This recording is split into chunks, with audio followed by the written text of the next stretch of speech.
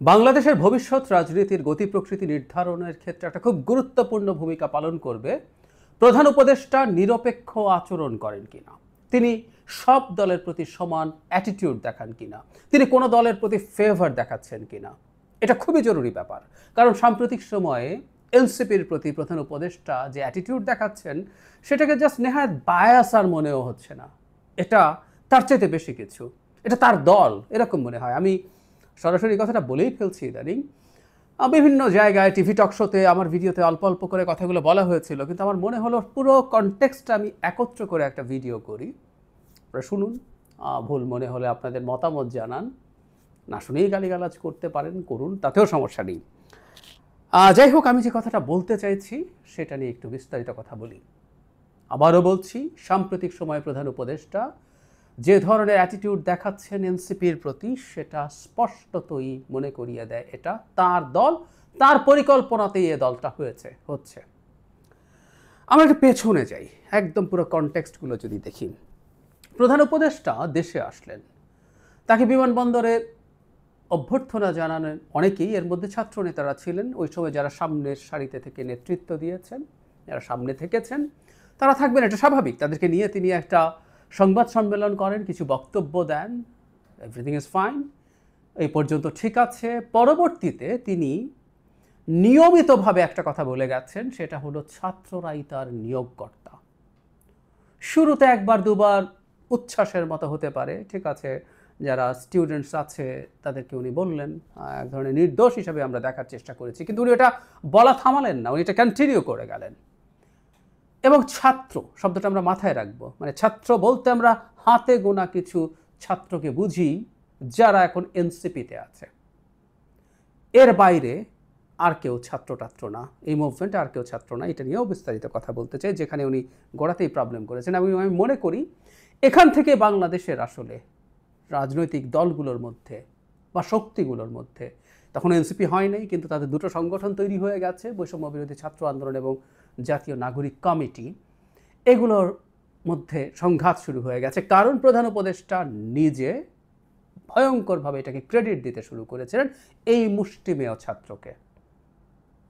প্রমাণ আছে, জাতিসংঘের সাধারণ পরিষদে তিনি গেলেন, গিয়ে সেখানে সেই ঘটনাটা খুবই আলোচিত, একটু পুরনো হয়েছে, তাই আমার মনে হয় সব একত্র করে আমরা কনটেক্সটগুলো মিলাই মুক্তার মালার মতো একটা মালা গেঁথে ফেলা যাবে মনে হয়। তিনি গেলেন এবং তিনি সেখানে যাওয়ার পর মাহফুজ আলমকে ব্রেইন বিহাইন্ড দ্য মুভমেন্ট এরকম একটা কথা বলে পরিচয় করিয়ে দেন, এবং এই কথাটা জনাব শফিকুল আলমের।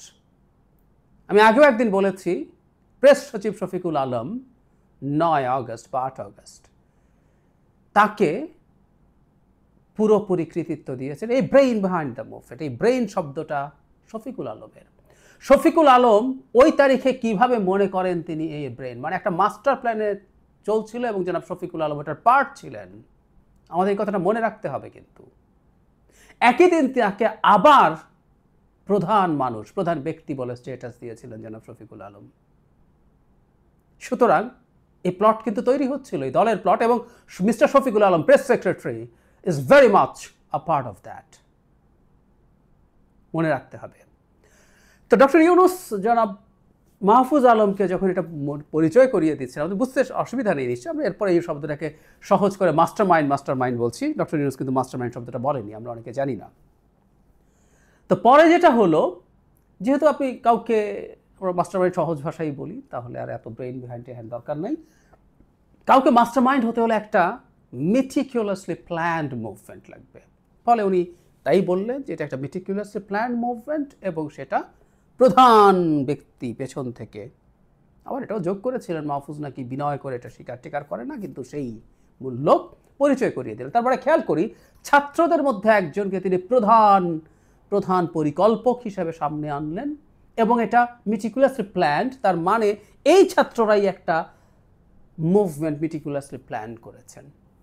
আমরা খেয়াল করি ওই পর্যন্ত যদি হয়, তখন আমরা এগুলোকে এক ধরনের নির্দোষ উচ্ছ্বাস হিসেবে দেখছিলাম, কিন্তু আমি আজকের কনটেক্সটের সাথে যদি মেলাই, এগুলো প্রত্যেকটা পরিকল্পিত ছিল। জনাব শফিকুল আলম, ডক্টর ইউনূস সবাই মিলে এই ছাত্রদেরকে জনগণের সামনে বিরাট কিছু হিসাবে তারাই একমাত্র, মানে প্রধানও না, একমাত্র মানে মূল জায়গা, মূল ব্যক্তি হিসেবেই পরিচয় করিয়ে দিতে চাইলেন।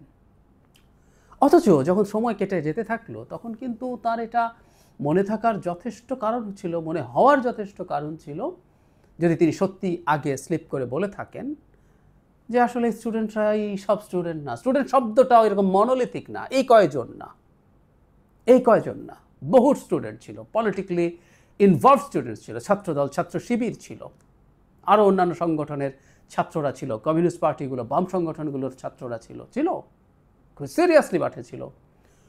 কোনো রাজনৈতিক অ্যাফিলিয়েশন নেই এমন ছাত্ররা ছিল। বিশেষ করে আমি বলতে চাই প্রাইভেট ইউনিভার্সিটি স্টুডেন্টসের কথা।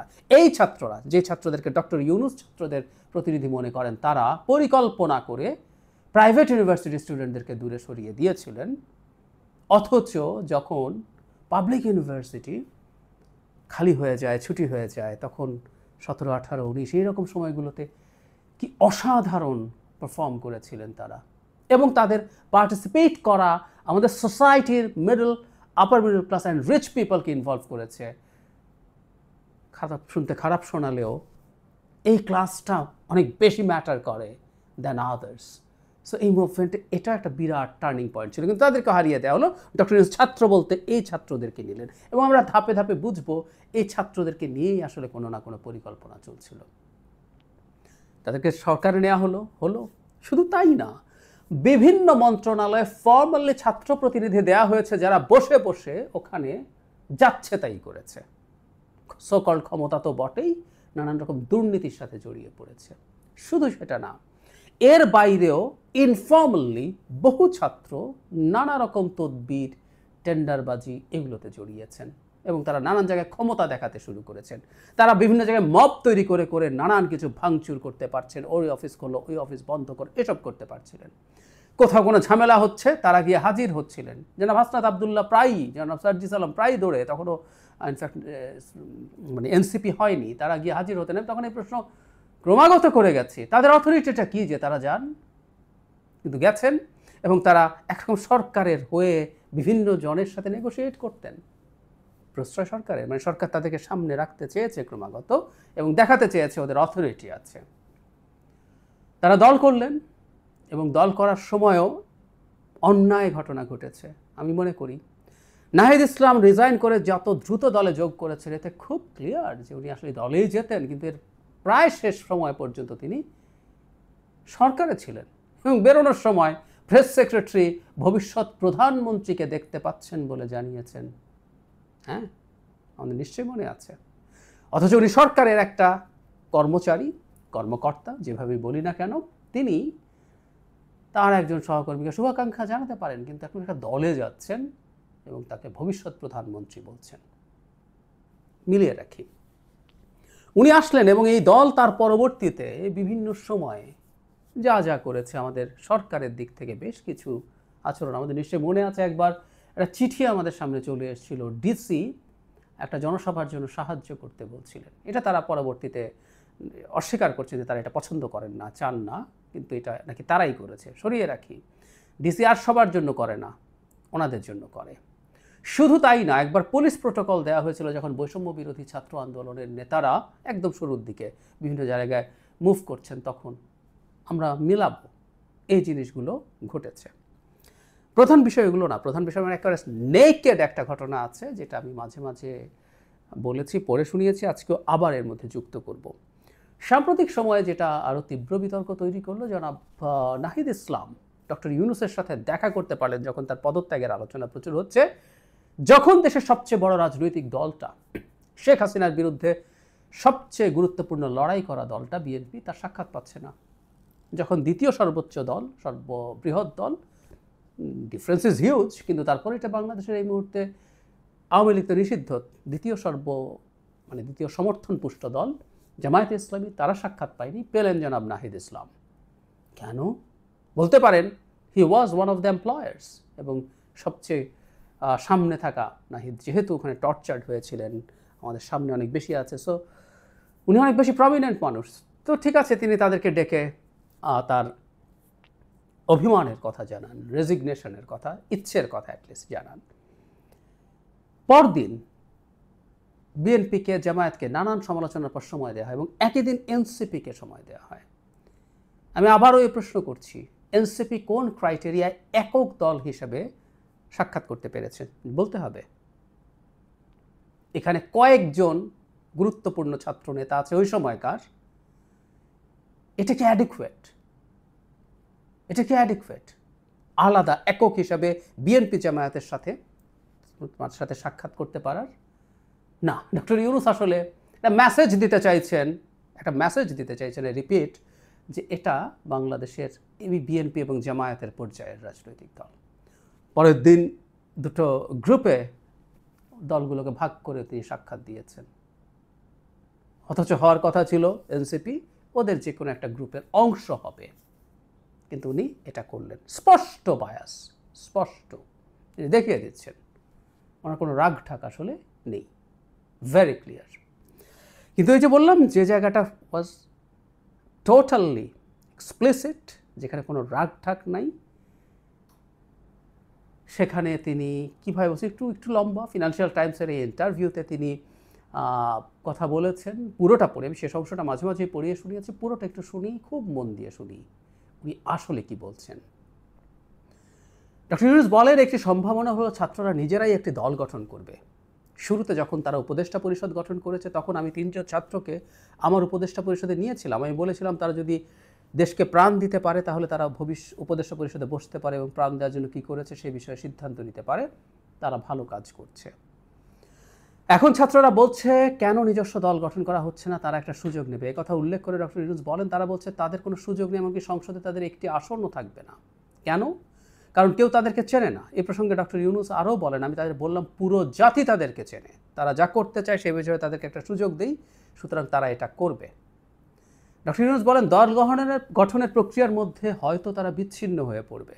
এটা একটা বিপদ, কারণ রাজনীতি শুরু করলে সব ধরনের রাজনীতিবিদ তাদের সঙ্গে মিশে যাবে।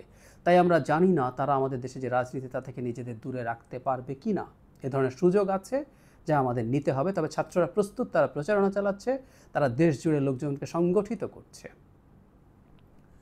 তারপরে বলছে